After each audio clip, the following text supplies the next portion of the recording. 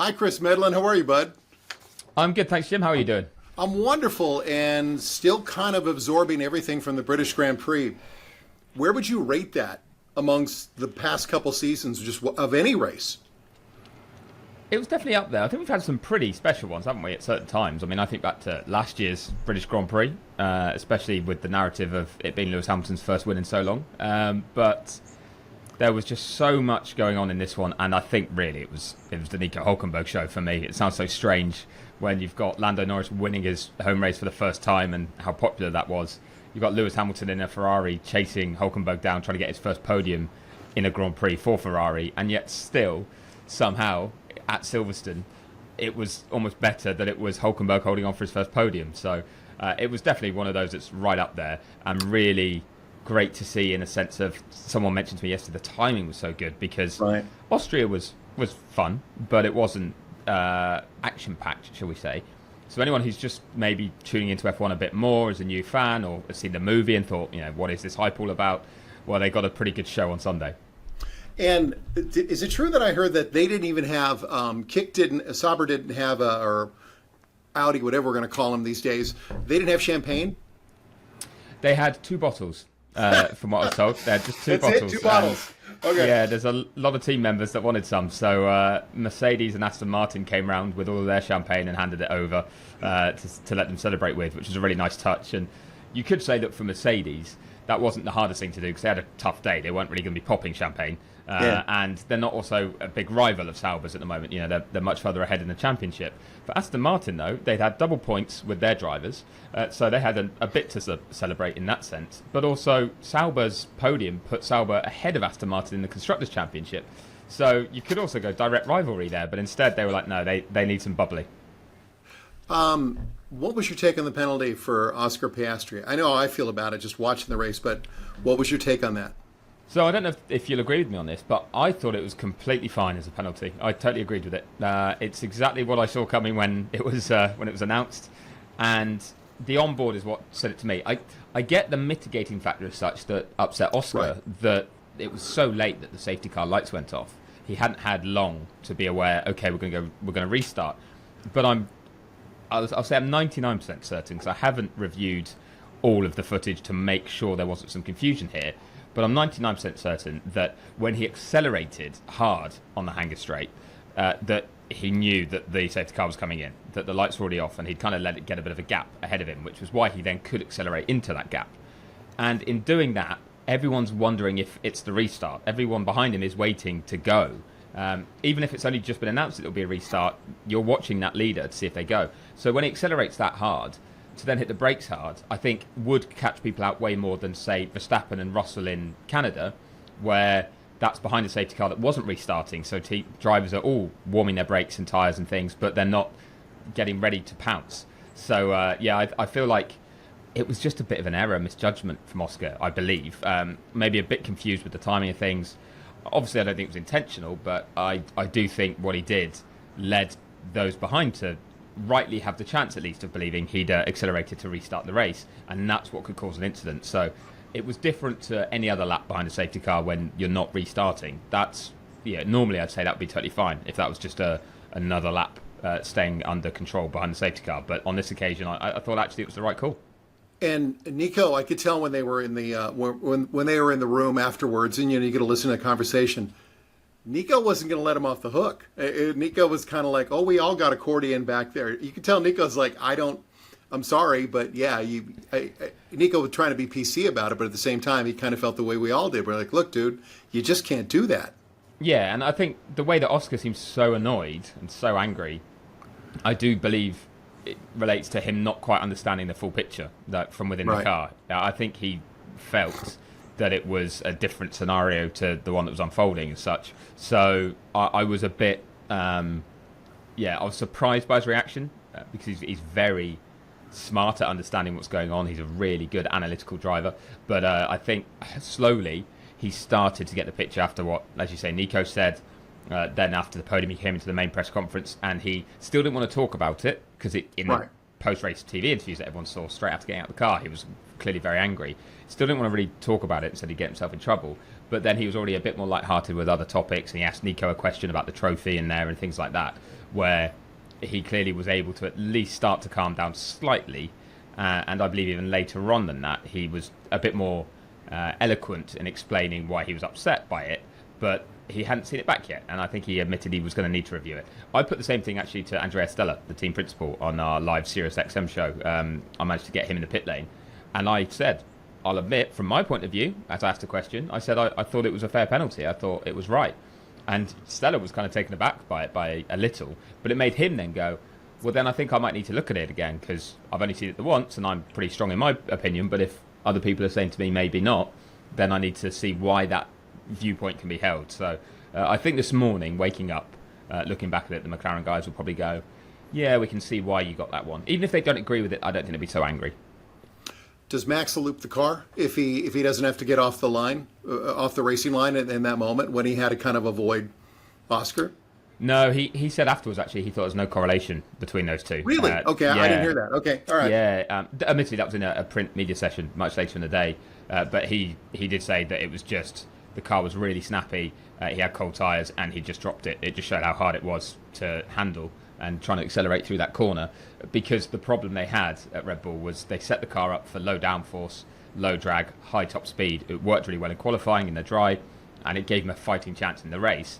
Except that was with a weather forecast where there might have been rain in the morning but not in the afternoon, and they were expecting a dry race, so they thought it would make them tough to overtake, and that it would just give them a shot at staying in the fight, because even if they got overtaken with lower drag, you could maybe get a slipstream and get DRS and stay close to the cars in front. So they just thought they could mix it up that way. When it rained, it's the worst thing you can have. You need more downforce on the car for grip in those corners, because you're going slower everywhere, and yeah, they didn't have that, so it was a bit unlucky, I think, on Red Bull's part there. I want to come back. Well, obviously, we'll talk about Max, what's going on with Red Bull and Mercedes and everything, but I do want to finish up with McLaren. Is Lando back, or was this just a function of the 10-second penalty? Because Oscar was still the quicker of the two cars. Weirdly, I don't think Lando's ever gone away, and I think I didn't give him enough credit for this. I'd have been asking the same sort of question a couple of weeks ago, and it sounds easy to say now off the back of back-to-back wins. But I felt that Oscar was far more consistent, strong. You were more confident in Oscar's performances, and Lando you weren't too sure about. But when Lando won in Austria, so that was that was a 1-2 for McLaren the other way round, or the way round it was in Silverstone too. But it was a 1-2 where he did deserve that win. He'd great lap to put it on pole, got the job done. When he won there, it meant that over the previous 5 races, he'd actually outscored Oscar by a point, even though he'd had the retirement in Canada when he made that mistake. And the 4 races he finished were 2 wins and 2 second places. So he was actually very consistent. It's more that we see that what Lando's capable of sometimes. The pole lap in Austria, for example, Monaco, the way he performed in qualifying there, and then that did most of the job. You see that, and you realise that he can hit these highs, and when he doesn't hit them, you think he's disappointing. Oscar doesn't have the lows Lando has, but I genuinely still believe, I get the impression that Lando's highs are slightly higher than Oscar's, and what he's done over this recent run is hit a few more of them a bit more often. So he still had the downs that make you go, oh, he's inconsistent, but the results have still been very good, and getting the wins is what's gotten him the points. So I had to admit before Silverstone that, wow, like Lando, I've not been giving him enough credit, actually, that he's not performing at his absolute best, and he's still right matching Oscar's scoring rate. I do think he got lucky at Silverstone. I do think Oscar deserved that win, drove better. His performance was a better one, but we're talking tiny margins, and when the penalty was handed out, before the final pit stops, you saw Lando close up on Oscar, get within 2 seconds, put the pressure on. Oscar was told, don't let him in your DRS, otherwise we're going to have to swap positions. Lando was trying to almost get it done on track and showing he had the pace to match, and that's the thing. I think the two of them are so closely matched that quite often we see them operate at the same level, but it means whoever's in front at that time stays ahead. And the way Austria played out, there was a spell Oscar looked quicker, but it's because he was in DRS range and he could stay there. And Lando made the point that he had to use his battery all the time to just try and stay ahead. Oscar didn't have to do that, so essentially the chasing car had an advantage. Once they were separated on track and there was a bit of clear air, he could show his pace was actually a bit quicker than Oscar's and keep him at bay, and that's exactly what he did. So I think we've just seen Canada be a big blip, but I think apart from that, I think the last 6 races, for example, we've actually seen a very good Lando Norris. Also, Oscar, like you said, Oscar is so even-keeled, so Niki Lauda-esque the way he drives and conducts himself. And Lando has been very open about his emotional, and you see the lows are really low and they're very public. So we kind of become a little more, it's like having that one friend that there's certain things you can't bring up. I feel like maybe, and I'm sure you're there every week, Chris, that do you feel like you're walking on eggshells with Lando? There were things for a period there where you couldn't bring up, or is he really open? He's just so open about this stuff. Exactly that, yeah. It's not that you can't bring it up and you feel very confident talking about it. There's times he dismisses things quite easily or shoots things down, but not in a way that ever makes you not feel you can ask. Because at other times he gives a brilliant answer or in-depth one, or even to the most simple question will go down that sort of tangent. So I have generally thought that's one of his greatest strengths and greatest weaknesses. He's so analytical, so self-critical, that when he needs to be, then that's the right approach. It's really good for him. There's other times he's over the top towards himself. But it does mean that you can kind of put that to him as well. You say, you're not being a bit too harsh on yourself here. You have that relationship with him where he doesn't call anyone an idiot. He doesn't call anyone stupid. There's times he'll laugh questions off, or he'll say, people keep asking this, but he never makes it personal or direct it at one person, which I think is a good trait of his as well. So he's very open and honest with his interviews. Max, when I watch Max, and I'll readily admit I'm a Max Verstappen fan. I love the way he drives, everything about him. You ever been around somebody in the office who's got another job, but you don't know where they're going, but all of a sudden their demeanor, they're just a little bit nicer, like, you look great. Don't worry about that. The way he was with Kimi, the way he has just been in general is just magical. I love everything about his vibe and what's going on with him right now. But in the back of my head, I'm like, is this a done deal? Is he going to Mercedes, or are we just kind of bouncing around? I don't think it's a done deal.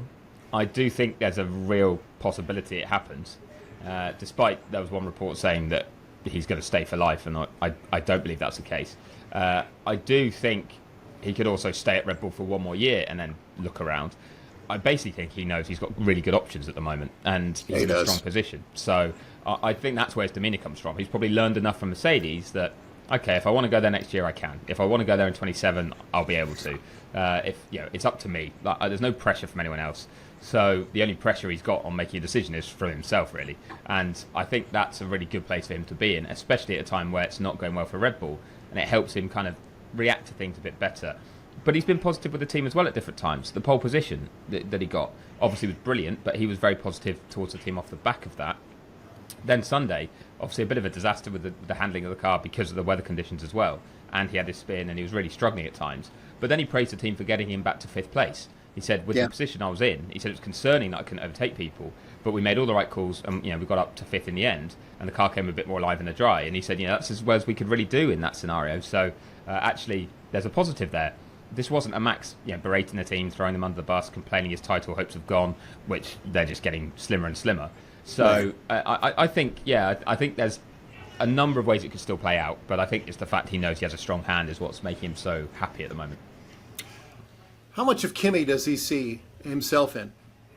I think a little. I do think a little, because it's proper protege type stuff. It's also, Kimi's a lovely kid. He really is. He's so humble, so nice. So I don't think there's a driver with a bad word to say about him. Max was also been very in tune for a long time about young karters coming through. So he'd seen Kimi, knew what he was capable of, kind of followed his career a little bit. Same with someone like Gabriel Bortoleto. There's photos of Max meeting Bortoleto when he was just karting as a kid. And he's kept in touch with that sort of part of the sport. And then you add in the Mercedes angle, and it's like that could be a future teammate. But even if it's not, it's someone that Mercedes have given an opportunity to that could have been Max in the past. And Toto Wolff said, we don't have a seat for you, or we're not going to be able to offer you a seat in F1 straight away back in 2015 when Toro Rosso did do that, or Red Bull did that with Toro Rosso. So Toto Wolff said to Max, go, take that deal at Red Bull. That's the place to go for you right now. If you can go and race in F1 straight away, take it, because I can't offer you that right now. But that's meant they've had a kind of good mutual relationship as a result as well. So I think it comes down to a bit of that. He feels that Toto's quite good at nurturing and giving advice to very young drivers, and therefore he's maybe just got a bit of a soft spot towards Kimi for that reason. But he also has no history with him because he's new, he's a rookie, he's young. They're at different points of their career. He's not a threat to him in the championships or anything like that. Someone like George has been, and they've had run-ins. So that's why the other Mercedes, if that had hit him in Austria, he'd have reacted very differently. Would have been a totally different discussion. Yeah, that's a good point. It's fun watching Max, though, the way he's driving this car, because obviously this car is not, it's probably the 4th best car on the grid. Was that fair? I would assume. Fair. I think 4th might be being generous at times, genuinely. I think So as we stand right now, it's unusual, but Sauber has outscored Red Bull over the last 4 races quite comfortably now. It was over the past 3 before Silverstone, and now it's quite comfortable at 4. And Nico Hülkenberg has outscored Max Verstappen over those 4 races as well, which is remarkable. And that shows how up and down it is, because not only that, it shows that Max is having to really push the limits of that car. And I spoke to someone from both teams, actually, Red Bull and Racing Bulls, over the weekend. But I genuinely would be fascinated to see Max in the Racing Bulls car, because there's this assumption that the Red Bull is the quicker car, but it's so hard to drive that only Max can drive it. And I think that might be doing a disservice to Max in a sense. The Red Bull could technically be a slower car than the Racing Bulls. Every driver that's been the number 2 driver has been beaten by the Racing Bulls driver this year and into the second half of last year. But Max gets the performances. You put him in the Racing Bulls, maybe he gets even better performances out of that car than the Red Bull. Now, they'd never actually do that because, I mean, there's a million reasons contractually and financially. Sure. But I do wonder, genuinely, if you didn't have Max Verstappen in that Red Bull, whether we would be saying it is the 4th quickest car or if we'd be going even further back in the field. It might be that it would fluctuate. It might be at certain tracks it's 5th or 6th quickest, but the car that's quicker than it is different each time. A Williams at one track, a Sauber at another track, a Haas at another track, a Racing Bulls more often than not. But I think at best it's the 4th quickest car, and at worst you could ask it could be even lower. If Max leaves, is that the end of Christian Horner with Red Bull, or does Christian Horner decide when it's time for him to leave Red Bull? I think Christian Horner decides still. Okay. I do think it would be very damaging. It would put loads of pressure on him. But I think that there's been cycles before. We had Sebastian Vettel leave at the end of 2014. And obviously that was good for Ferrari, which is kind of hard to deny a driver the chance to drive for Ferrari when he achieved so much at Red Bull already. And at that stage, they still had Daniel Ricciardo winning races and actually beating Vettel. So it was a good crossover. But Horner did seem to change his tune this week a little bit and start saying, Dietrich Mateschitz in the past, when Vettel left, had said there's no point in having the best driver in the world if you don't have the best car. They can't use it. So he's using that example to say Max might be the best driver in the world, but if we don't deliver the car, there's no point in being here in many ways. And also, he's then saying we're starting a new cycle where we're going to have our own engine next year. It's very unlikely we beat anyone else, but or we beat Mercedes, for example. But over time, it's the best thing for this team, and we're going to build up to that. So we might be going through a different cycle coming up. And he's almost laying the groundwork that if Max leaves, it's actually better for everyone involved as Red Bull rebuilds to become another race-winning and championship-winning team in the future. And you could argue there's some sense to that, because they had a dominant spell at the end of the 2010s and into the early 20-teens, and the 4 championships in a row for Seb. Then they had to do a rebuild with the new power unit regulations and find a new partner. They managed that, got successful again, dominated the start of this era. And then that's another 4 straight titles. Now, there's not another team on the grid that's managed to do it in that way. Like Mercedes had its huge block of success, but hasn't then followed it up since. So you could argue that he has history on his side to say, look, I've done this before, we'll do it again. And that might be what would keep him there, I think. You mentioned Ferrari. It's mind-boggling to me. I feel as a fan watching it that Lewis gives them feedback and they ignore him. And I know this goes all the way back to John Surtees, for God's sake, with Ferrari. It's nothing new that the drivers are kind of like, we know what we're doing. We're Ferrari. It's Lewis Hamilton, and I feel like they're ignoring him, and I'm screaming at the television watching these races going, would you listen to the 7-time champion? Is that just the Ferrari world? Is that the world that Lewis has put himself in? A little. I think there's also the fact that Ferrari does have that history as such, and people do question their strategy quite a lot, and I think rightly so. You look at yesterday's race and the way that when the rain hit and timing of pit stops and calls to be made, Ferrari were the wrong side of pretty much all of them. Hamilton was 4th in spite of all that. He could have been much higher up in that race. Probably not fighting the top 2, but 3rd should have been his. Charles Leclerc ended up nowhere and managed to get himself in the fight for a spell, but he was bogged down in the traffic because of the calls they made. That seems to happen too often with Ferrari, so I do think it's still a weakness, even though it's been improving. But I also think it's that when he had those discussions with Pete Bonington at Mercedes, this was a time he was being successful, so they make those sorts of calls. Generally, with the best car, those calls paid off. Now, either it's because you had the car too, so that the call would work, or you didn't have the car that day and you're trying something different, and it's a bit of a gamble that if it doesn't go well, you knew you weren't meant to win that day. And if it does, you look like geniuses. So it's actually a very different dynamic in terms of the pressure, the expectation. Ferrari are kind of reaching, trying to be a front-running team, but they're not quite there, or a race-winning team right now, and they're not quite there this year. Mercedes were always a race-winning team when Lewis was there until the final few years. And if you think the final few years, there was more dissent on the radio and there was more disappointment among Hamilton. So I think it's partly the situation as well. But he said the communication is improving. They've had some really good meetings. They will learn to move forward together. And it will be together. It will be both what Lewis wants, but also his better understanding of what Ferrari's doing and why it makes certain decisions. And Austria, for one, they said that it was the quickest way to the end of the race. It was silly to do anything else because there was nothing to gain or lose. But Lewis said, well, actually, there was something to gain. There was a podium for me in the unlikely event that my strategy, a different random one, would work out. And I could beat Charles there to third place. And I didn't get the chance to try and do that. You didn't give me that opportunity. But at the same time, if it had all gone wrong, we was finishing fourth anyway. Now, Ferrari didn't want to upset the two drivers, but what they needed was that discussion that both drivers would have been okay with that gamble being taken. That Charles would have been like, look, he's got a free hit, he's going to have a go. Because, again, it's the difference between third and fourth. It's not a victory. So I think that, moving forward, a discussion off the back of that might be different in future. But at the same time, being like cold and clinical, the team did nothing wrong. They went for the best result. They got the best result they were going to get that day. Is this the best place for Charles Leclerc right now? It feels like as Lewis becomes Lewis, because Lewis is his own universe. I mean, he's not just a driver. He is Lewis Hamilton. I don't, as a fan, again, Chris, I don't think about Charles. He doesn't pop into my brain. I do the F1 Fantasy League with friends. I'm in a couple leagues. I have to remind myself he's on the grid sometimes. And this can't be mentally healthy for a guy like him who's fought for so long just to be competitive, and now he's being, I feel like, sometimes marginalized on his own team because of the power of Lewis Hamilton. It's a strange one. I don't think he's been marginalised. I do think that Ferrari in general just haven't been great this year. So then we've seen it on both sides and getting upset. You can't expect just Lewis to be upset and Charles to be delighted, even if he's getting better results, for example. Right.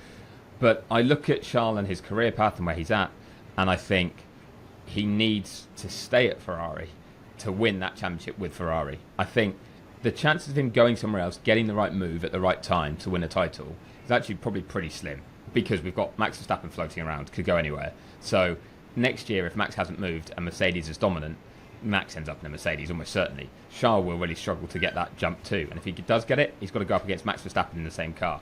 As great as I think Charles is, I'd back Max to win that battle, over a season at least, for a title. So I would think the best place to be is still at Ferrari, where he will, he's getting the better of Lewis, not by a huge amount, but he's getting the better of him right now. And Lewis is in his final contract, or coming towards the end of his career for sure. Charles should outlast him career-wise, so he's going to have more opportunities at Ferrari to win a title.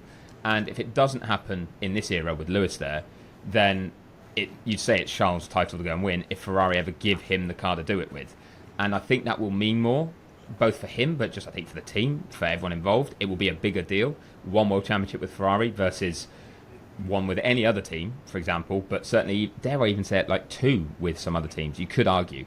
Depends when it would come. But given how hard it is to win a title with Ferrari and the noise and support around that team, the status of that team, I believe that might actually be worth weighing up. Would you rather right now sign for one title at the end of your career and it's with Ferrari, or two and it's with Mercedes? Does Nico getting a podium make Cadillac a little more comfortable with going after Valtteri? I don't know, to be honest. I think they're weighing up between Bottas and Perez. I really do. And I think Bottas has the edge in terms of more consistency, but Perez is a bit more of an all-round package in terms of its popularity and the marketing value.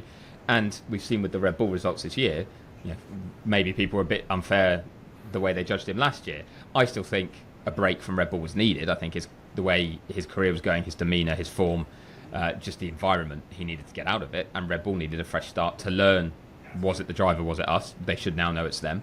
But for Checo, that's actually then helped his reputation. So I think it's a toss-up between the two. But I don't think Hülkenberg's result really has an impact on that in that sense. I think it's great that he finally got that.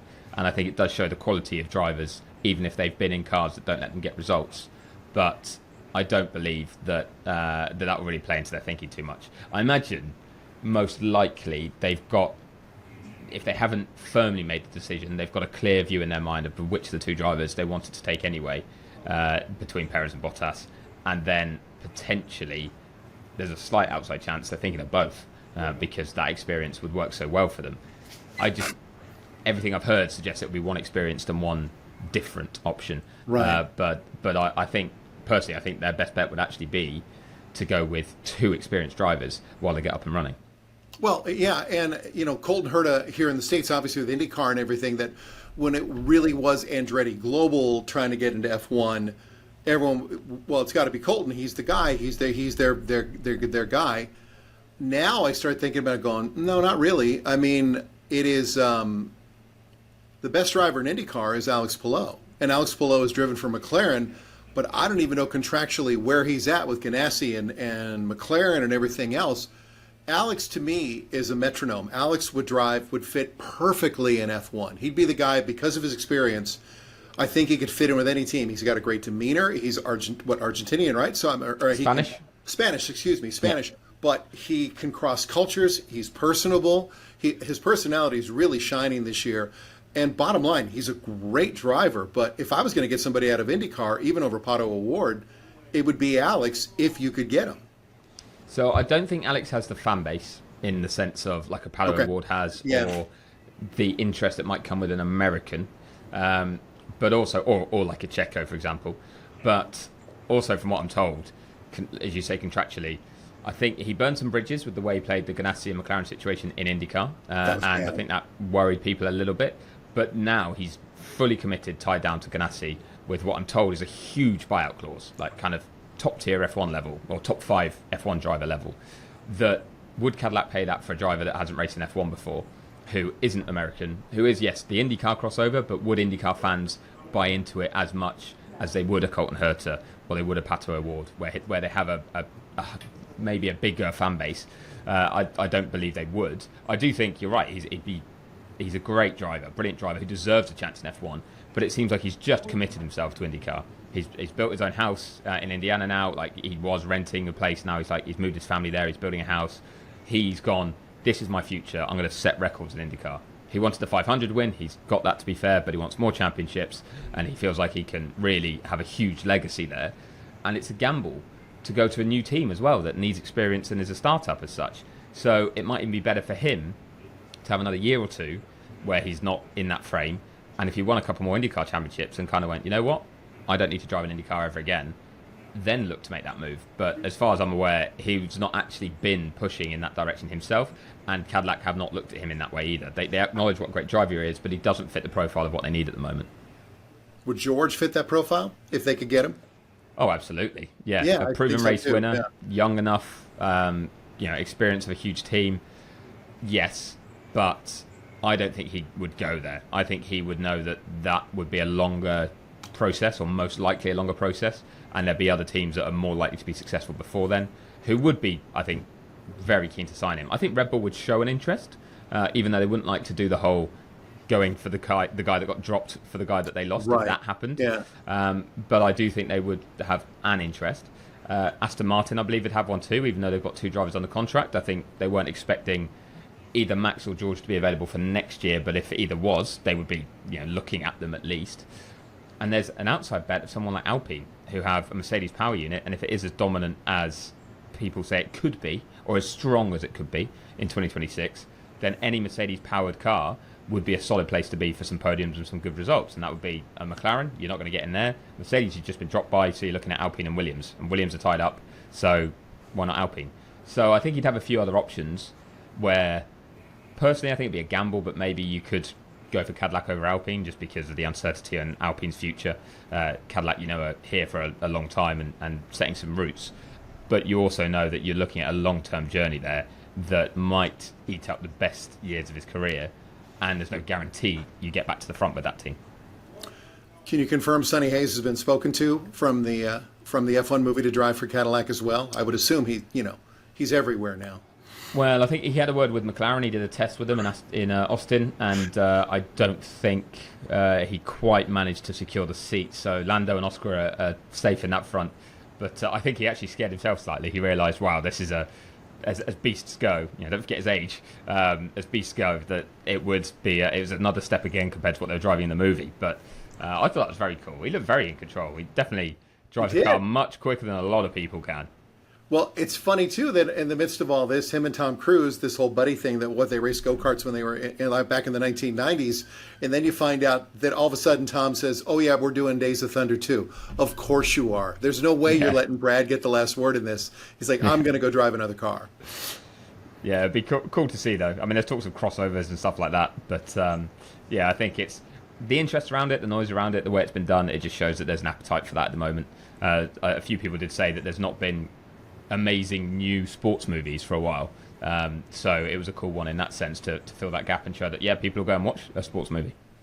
So last thing, Chris, I always appreciate the time. Last thing, I was thinking about this. In NASCAR here in the States, we will occasionally go back to a track more than once. Daytona comes to mind. Bristol, for me, you could race at Daytona 3 times a year. They should finish there, but that's a whole nother story. What are your double tracks in F1? The tracks you wish you could run there more than once? Because Silverstone to me is just the perfect track. It's got everything. The high-speed corners, the strategy, the DRS zones. I mean, there's so much to it. The fact that there's 18 different weather systems over the damn track every time I'm watching it. But what are your double tracks in F1? The ones you wish you could run more than once a year? Dare I say it, we actually got to do this as well, because 3 of them that come to mind are 3 we did do it with. So Austria, I think the Red Bull Ring, it creates great racing a lot of the time. And we had back-to-back races there where they were very different, but also weather can play a big part, which is the same reason I say Silverstone. You could have, for example, if we did that now and we'd just done the race weekend we've done, and then we did a race next weekend's roasting hot, like dry, sunny, hot all weekend. Hot for you guys, we're talking like 90, but hot, definitely hot enough. So it's it's looking like you'd have 2 very different race weekends in that sense. Bahrain, because quite often we get some exciting racing there. It's a good track for racing. It's not the world's greatest event, the most exciting place for people to go and watch as a fan on the ground, but it does make some awesome racing happen and spectacular view in terms of TV audience being at night and the sparks and everything like that. I put Austin on there. I love Austin, but I also think we've had some great races, and even if you get a boring one, it's still a huge event, a huge the kind of atmosphere you get, but the track the drivers love, which again tends to lean into getting some good racing. And it's not an easy one stop anytime. Quite often we get strategy in play, so again you want something different there. And then maybe one more, I would give it to Brazil, Interlagos. I think would be we get some absolute classics there. So there's some street races that would be fun, but at the same time they can get processional, so there's a risk you get 2 really boring races. I feel like with all the ones we just said, at least one of the 2 would be good. Brazil on the F1 game, and that's my comfort food. It's a cup of coffee, and I will go race Brazil. That is my favorite track. Everything, it's so much fun to drive. Silverstone is challenging. It's interesting how the F1 game makes you appreciate certain details as a fan watching it, Chris, that the more I get into it with EA Sports, especially this year because they've crossed over with the AXP, you can actually drive as Sonny, you can drive as Jordan, you can play the scenarios out. It's really smart how they've done it, but yeah, Brazil's just one of those tracks, and knowing in the back of my head, every time I'm driving it, I'm Senna. That's all you can be. You get caught up in the moment. That place, isn't there? Yeah. Yeah. Oh, yeah. Yeah. Absolutely. And then I try to leave the car in 4th gear, and then I have somebody hold my hands up at the end of it. You got to do all that stuff. So where do you see the second half of the season going? Obviously it's a 2-car race for the championship. Does Max have a chance at all to get back in this, or are we just kind of down to the 2? I'm saying we're down to the 2 now. I'm an eternal optimist as well. I want to say he's back in it, but if you look at the gamble they had to take with their setup in Silverstone and it backfired on them, like you can't be affording to take those risks and them not pay off at least. If everything had gone perfectly and they'd all paid off, great. But it hasn't. He obviously got taken out in Austria as well. So he hurt himself massively with the Spain penalty. I just think Red Bull haven't improved the car enough to really challenge McLaren. If anything, McLaren have stepped a little bit further away from Red Bull. Ferrari have done a better job of developing their car and got a bit closer, but they don't have a driver really in the fight because the one who was getting closest was Charles Leclerc, and again, bad weekend in Silverstone. And when you're playing catch-up against the quickest car, you're in trouble. So the 2 McLaren drivers have actually played it very well this year and not really cost each other too many points. Lando just cost himself in Montreal, and that was it. And that was a race neither of them was winning. So Yeah, I see a straight fight between those two, but a good one. I do think Austria showed it the way they fought there, that they're going to be allowed to fight it out, and they know how to, and there'll still be close moments. They'll probably still get it wrong a couple of times, but that they will do it right enough times that they're allowed to keep fighting on track, and that they're closely matched enough that it will go right to the wire. So I'm actually still really excited by that prospect. And then it's kind of a fight for everyone else in between to pick up the odd win here or there, but that also influences the title fight. So I think it's going to be a lot of fun. And seeing so many teams have the potential for a big result, like a Hulkenberg podium, like the improvements Sauber have made, the improvements Haas made, but then didn't get a result, but they might get a big one later in the season. Williams too has had a very strong car and has an upgrade coming soon. I think all of the teams can kind of think there's a chance we can do something special at some stage, which is also always fun. So I think we're going to see a pretty exciting end to the season. 6 rookies too many in one season? No, not at all. They added fresh impetus. They've been very impressive at times. At other times, they remind you they're rookies. But that's kind of what you want to see. You also need to see them go through this pathway to appreciate when they get really good, because you see them make some of their mistakes as rookies. But if you can get a good core crop together, then when you can get those like running rivalries between them, say a Behrman and an Antonelli end up in a Mercedes and a Ferrari fighting for a title in the future, then there'll kind of be a backstory to it. If you just get one rookie, then sometimes they get a chance, sometimes they don't, and they disappear because the timing wasn't right, or you couldn't really judge how good they were. And I think the sport is built on rivalries, and if you can get a good crop of young drivers fighting each other for a long time, then it makes each next year that little bit more exciting. Does Colapinto make it to the end of the season? I'm going to say no, actually, sat here. Yeah. I actually hope he does, because it will also mean that form was picked up or results have picked up. He's not always had the chance to show what he can do, but that's a tough team to be in anyway. They threw him in expecting miracles. You're not going to get them, and I think he would be better served going back into a reserve role potentially and having the expectations lowered, as long as that move didn't rule out a chance to come back into a race seat in future. I'd hope he'd still get that possibility. Jack Doohan, on the other hand, I think if he doesn't get another shot this year, I can't see him getting another race seat in the future.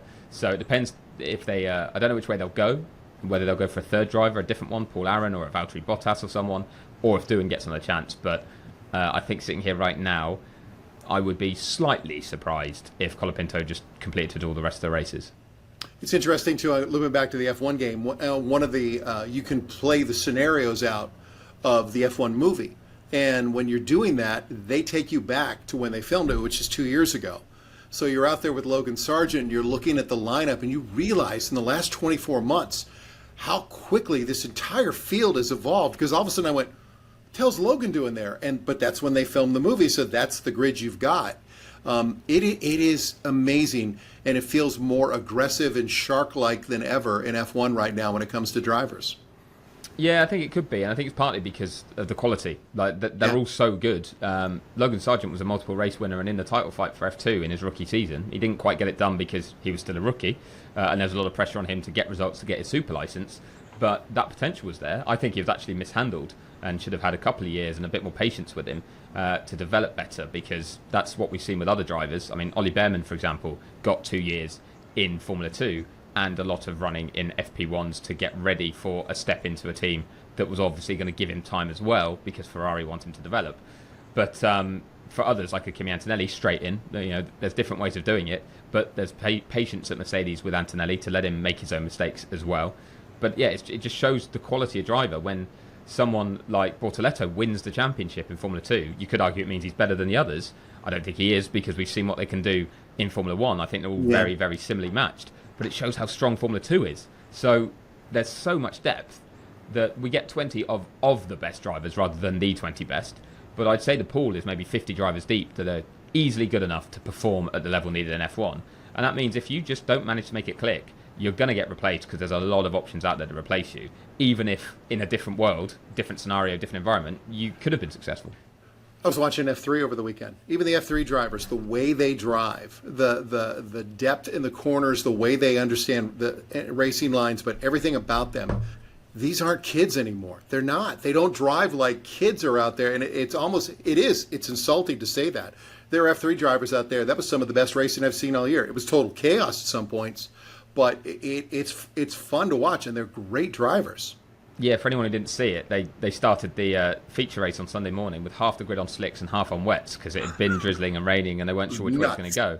And nobody hit anyone on that first lap. Like, they kept it clean. They were 4 or 5 wide and it was all over the place, but somehow really well handled by everybody. You were expecting to see someone make a big mistake and it didn't happen. Later there were incidents and they all ended up on the wets in the end. They had to. But yeah, it was very impressive level of driving in that level too. Chris, all the best to you. I know you've got a busy couple of weeks in front of you as well. At Chris Medland F1 on all your socials, Racer Mag Motorsports, Sirius XM. You guys do great coverage. F1 too. I like seeing you on F1 TV. You got to get on there more, man. Come on. Who do I got to call? Hopefully, should be in the next 2 races. Fingers crossed. So hopefully, some more people see me on there then. And I love Spa. I've always. What's it like there? It looks so beautiful on TV. It is beautiful. It's access in and out can be pretty tricky, but and some of the facilities need a bit of updating, but the track itself is just stunning. And you said about racing and playing games and stuff, going out there and doing a track run, doing a lap of it, really brings it home. Like, it's a gorgeous setting, just draped through the forest, and when you're driving around nearby and you get a glimpse of it through the trees, it really is something special. So it has that atmosphere. I will admit it still has that tinge of anxiety that comes with it because it is dangerous. Like, it's certainly a very dangerous track. Yeah, certainly the Radion, the top of Eau Rouge, and how blind it is. As much as they've worked with the barriers and improved things, it's still blind. If a car comes over the top at speed and there's another car prone there, you're in trouble. So yeah, it's one of those where it can give us some brilliant racing, but also with that edge to it all the way through that you're very relieved when you get to the end of the weekend and everyone's come through it unscathed, and hopefully you've had a cracker. Well, and Sonny Hayes will actually, come in and get multiple tires and then come from the back because he'll have warm tires, and then he'll go from 20th to 8th in 2 turns because that's how you do it in the movies. Stop giving spoilers, Jim.